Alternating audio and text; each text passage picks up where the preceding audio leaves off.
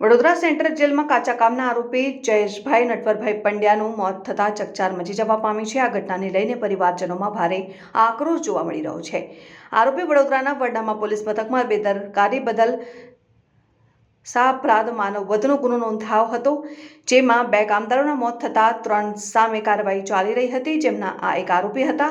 2 કામદારોના મોત કેસમાં ધરપકડ કરી જેલ હવાલે કરાયા હતા અને મળતી માહિતી અનુસાર જયેશભાઈ નટવરભાઈ પંડ્યા શહેરના સુભાષ પાર્ક સોસાયટી હરણી રોડના રહેવાસી હતા અને તેઓ ગત 5મી માર્ચ 2026ના રોજ વડોદરા સેન્ટ્રલ જેલમાં કાચા કામના આરોપી તરીકે આવ્યા હતા। તેમની સામે વરાસણા પોલીસ મથકમાં BNS કલમ 105-54 તથા એટ્રોસિટી એક્ટ હેઠળ ગુનો નોંધાયો હતો। જેલમાં તેઓને સવારે રૂટીન મુજબ મેડિકલ પણ કરવામાં આવ્યું હતું, પરંતુ બાદમાં અચાનક ગભરામણ થતાં તબિયત બગડી હોવાનું જણાતા તેમને તાત્કાલિક સયાજી હોસ્પિટલમાં ખસેડવામાં આવ્યા હતા। ત્યાં હાજર તબીબે તેમને મૃત જાહેર કર્યા બાદ પરિવારજનોમાં ભારે આક્રંદ ફાટી નીકળ્યો હતો।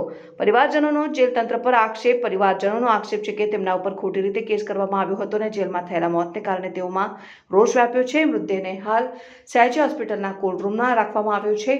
પોસ્ટમોર્ટમ પૂર્ણ થયા બાદ તેને પરિવારને સોંપવામાં આવશે। પોલીસ અને જેલ વિભાગ દ્વારા મામલાની તપાસ હાથ ધરવામાં આવી છે।